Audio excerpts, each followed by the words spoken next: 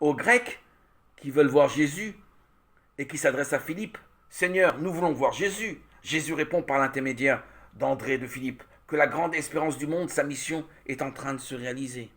L'heure est venue que doit être glorifié le Fils de l'homme. Jean 12, versets 21-23.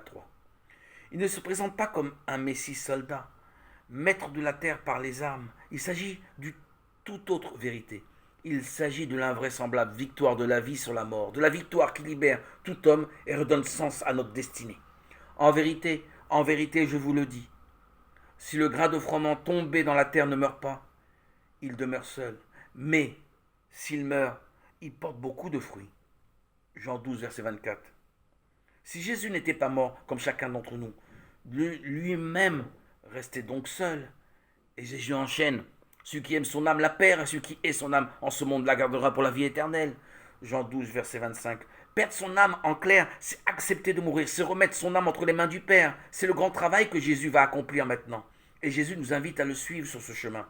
Si nous aussi nous voulons participer à sa résurrection, si quelqu'un veut me servir, qu'il me suive.